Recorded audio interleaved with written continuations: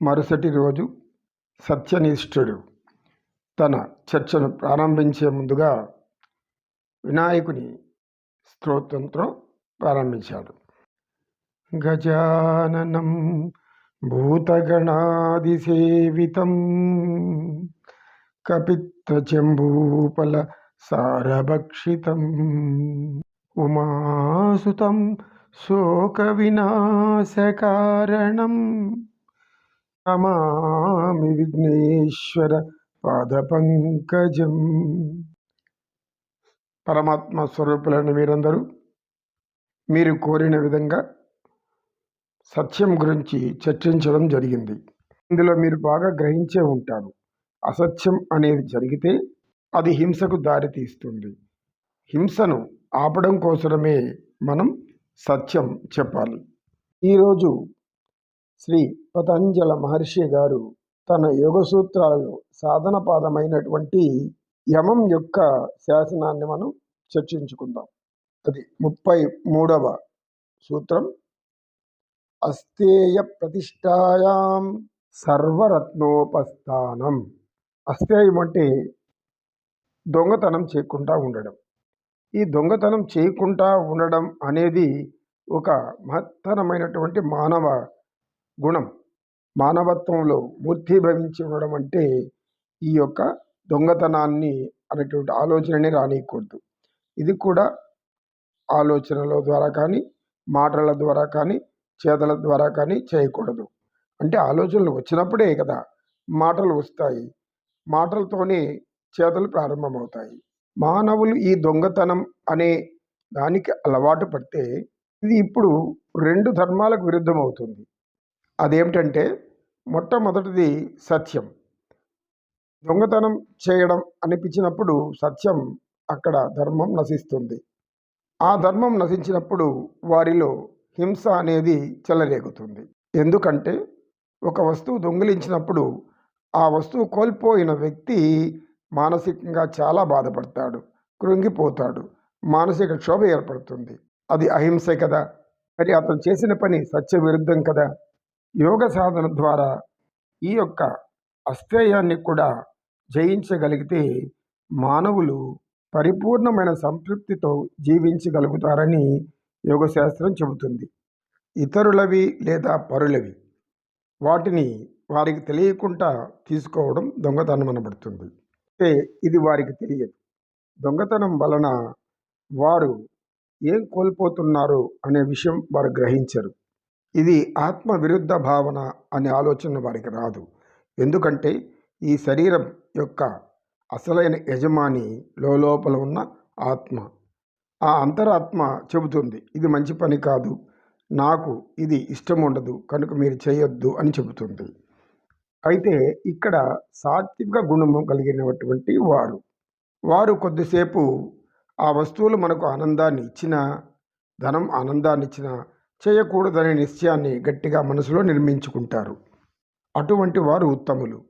ఇక రజోగుణ ప్రధానం కలిగిన వాళ్ళు బుద్ధి మాట వినకుండా అహంతో మనసు ద్వారా వారి విలాసవంతమైన జీవితం కొరకు, వారి సుఖశాంతుల కోసం, ఇంద్రియాల ద్వారా సుఖమైన అనుభవాలు పొందడం కోసం ఇతరులతో పోల్చుకొని, అంటే ఉన్నవారితో పోల్చుకొని తాము అలా అనుభవించాలా అనేటువంటి లోపల పట్టుదల పెరిగి ఇలా దొంగతనాలు చేస్తూ ఉంటారు. ఒక్క ధనమే కాదు, సంపద కాదు, ఆస్తులు కూడా దోచుకోవడం ఇలాంటి వృత్తే. ఇది ఒక పెద్ద భయంకరమైన ప్రవృత్తి, మానవ వినాశానికి దారితీసేటటువంటి ప్రవృత్తి. ధర్మపరులైనటువంటి పాండవుల ఆస్తులను తనదిగా భావించినటువంటి దుర్యోధనుడు చివరికి ఏ గతి పట్టిందో మనకు మహాభారతం తెలియజేస్తుంది. రజోగుణ ప్రధానులు తమ అంతరాత్మ మాటే కాదు, తోటి స్నేహితులు, హితులు, బుద్ధిమంతులు, పెద్దలు చెప్పిన మాట కూడా వినరు. అందుకే వారి వినాశనాన్ని వారే కొని తెచ్చుకుంటారు. ఇక తమో గుణ ప్రధానులు, వీరు పరమ మూర్ఖులు.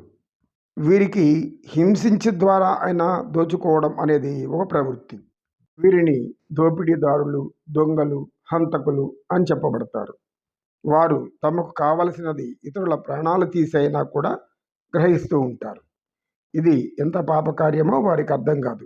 రామాయణాన్ని రచించినటువంటి వాల్మీకి మహర్షి కూడా ఒకప్పుడు బోయేవాడు. తాను అలా చేస్తున్నది తప్పు అని గ్రహించి మహర్షి అయ్యాడు. మనకు ఒక చిన్న కథ చెప్పుకోవలసి వస్తుంది. ఒక తండ్రి లేని పిల్లవాడు తల్లి సంరక్షణలో పాఠశాలలో చదువుతూ ఉండగా ఒకరోజు వాడు పక్కవాడి ఒక పుస్తకం దొంగిలించుకొని ఇంటికి వచ్చాడు. అది గమనించిన తల్లి ఎక్కడిదిరా అని అడిగింది. పక్కవాడిది ఎత్తుకున్నాను అన్నాడు. ఆ తల్లి తన బిడ్డ కదా అనే ప్రేమతో వాడిని వదిలేసింది. అది తప్పు అని వాడికి చెప్పలేదు. వెంటనే వాడు ఓహో ఇలా చేయడం మంచిదే, తల్లి కూడా గమ్ముని ఉంది అనుకుని చిన్న చిన్న దొంగతనాలు మొదలుపెట్టాడు.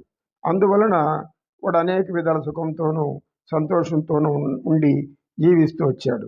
ఈ ప్రవృత్తి రాను రాను వాడిలో బలంగా పెరిగి అనేక దోపిడీలకు దొంగగా మారిపోయి హత్యలకు కూడా దారితీసింది. చివరగా వారిని భటులు ఖైదు చేసి రాజుగారి సంరక్షణకి తీసుకువెళ్లారు. రాజు వాడికి ఉరిశిక్ష విధించాడు. ఉరిశిక్ష విధించే ముందుగా వాడు చివరి కోరిక ఏమిటి అని అడిగాడు. మా తల్లిని ఒకసారి చూపెడితే చాలు అన్నాడు. వెంటనే వారి తల్లి అక్కడికి వచ్చి ఓ బరోమని ఏడుస్తూ ముందు నిలబడింది. తల్లిని దగ్గరకు రమ్మని పిలిచి చెంప మీద లాగిపెట్టి ఒకటి కొట్టాడు. అందరూ ఆశ్చర్యపోయారు. అయితే అప్పుడు వాడు ఏం చెప్పాడంటే, నేను ఆ రోజు పుస్తకం దొంగిలించి ఉన్నప్పుడే ఇది తప్పు అని నాకు చెప్పి ఉంటే ఈరోజు నా ప్రాణాలు పోయేవి కావు, నువ్వు ఇలా విలపించవలసిన అవసరం ఉండేది కాదు అని అన్నాడు.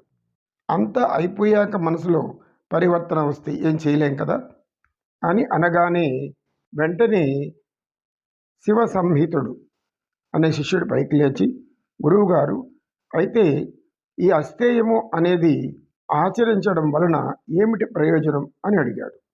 అస్థేయాన్ని ఆచరించేటటువంటి యోగి యొక్క మనసు చాలా ప్రశాంతంగా ఉంటుంది. ఆత్మ కూడా ఆనందిస్తూ ఉంటుంది. ఇంద్రియాలు వారి అదుపులో ఉంటాయి. అహం తగ్గిపోయి బుద్ధి బాగా వికసించి పరిమళం చెంది ఉంటుంది. వారికి అప్పుడు సంపదతో పని లేదు. జీవించడానికి అన్నాహారాలు తప్ప ఇంకేమీ అవసరం ఉండదు. పతంజలి మహర్షి గారు యొక్క వివరణ వివేకానంద స్వామి గారు ఏం చెప్తున్నారంటే, ఎవరైతే తన జీవనానికి అవసరమైనటువంటి సంపద మాత్రమే కోరుకుని మిగతా వాటిని మీద ధ్యాస లేకుండా జీవిస్తూ ఉన్న వారికి ఈ ప్రకృతి సర్వ సుఖశాంతులను సంపదలను కలగజేస్తుంది. సర్వ సంపదలు అన్నీ కూడా ఈ ప్రకృతిలోనివే. అటువంటి ప్రకృతిని మనం తల్లిలాగా భావించి ఇతరులు ఏది ఆశించకుండా ఉంటే అప్పుడు ప్రకృతి వారికి అనుగుణంగా వారి వెంట వస్తూనే ఉంటుంది. వారు ఎక్కడికి వెళితే అక్కడ వారికి సుఖ సంతోషాలు కలిగించే అంత సంపదను ప్రసాదిస్తుంది. ఒక్క మాటలో చెప్పాలంటే ప్రకృతి శక్తులన్నీ కూడా వారికి వశమై దాసోహం అంటుంది అని సత్యనిష్ఠుడు చెప్పి, నాయనలారా తల్లులారా, అస్థేయమనే మహావ్రతాన్ని చిన్న వయసు నుండి ఊహ తెలిసినప్పటి నుండి తల్లిదండ్రులు పిల్లల చేత ఆచరించాలి. ముందు తల్లిదండ్రులు ఆచరించాలి, ఆ తర్వాత పిల్లల చేత పదే పదే ఈ యొక్క విషయాన్ని ఒక మహావ్రతంగా చెప్పి ఆచరించేలాగా చేయడం తల్లిదండ్రుల బాధ్యత. ఆ తర్వాత విద్యాలయాల్లో గురువులు కూడా ఇలాంటిదే చెప్పి వారి చేత అనుసరింపచేయాలి. అరే దొంగతనం చేయవద్దు, దొంగతనం మహాపాపం అని చెబితే వారికి ఏమర్థమవుతుంది? కొన్ని ఉదాహరణలతో కొన్ని పోలికలతో వారికి జ్ఞానబోధ చెయ్యాలి. అప్పుడే వారు ఈ భావి భారత హైందవ ధర్మానికి నిజమైన వారసులవుతారు. అటువంటి వారి వలన దేశం సుభిక్షంగా ఉంటుంది. వారు ఎక్కడ ఉంటే అటువంటి వారి దగ్గరికి సర్వ సంపదలు వెతుక్కుంటూ వారి దగ్గరికి వస్తాయి అని సత్యనిష్ఠుడు శిష్యులను చూసి, ఇంకేమైనా మీకు సందేహాలున్నాయా అని అడిగాడు. అప్పుడు మందాకిని పైకి లేచి, గురువుగారు అసలు ఈ దొంగతనం అంటే అస్థేయం అనే గుణం ఎలా మొదలవుతుంది అని అడిగింది. ఎవరు సోమరిపోతులై ఇతరుల యొక్క వస్తువులు దొంగలించడం వలన తమకు ఆనందం ఉంది, హాయిగా ఉంది, సంతోషంగా ఉంది అనుకుంటూ ఉంటారో ఆ పని చేస్తున్న వారిని చూసి ఇంకొకరు నేర్చుకుంటూ ఉంటారు. ఇలా ఇది ఒక అంటువ్యాధిలా ఒకరినొకరి నుంచి వ్యాపించి ఒక అలవాటుగా మారిపోతుంది.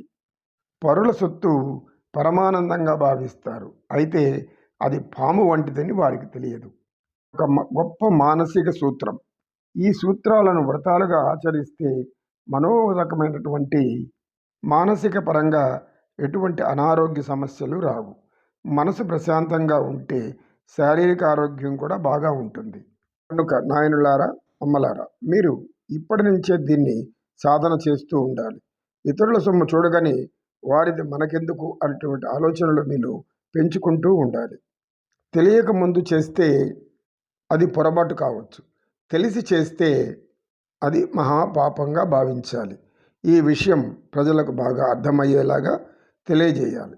ముఖ్యంగా తల్లిదండ్రుల బాధ్యతను వారి గుర్తు చేసి వారి ద్వారా పిల్లలకు ఇటువంటి జ్ఞానాన్ని బోధించాలి అని చెప్పి ఆ రోజుకి చర్చ ముగించాడు. ఓం తత్సత్.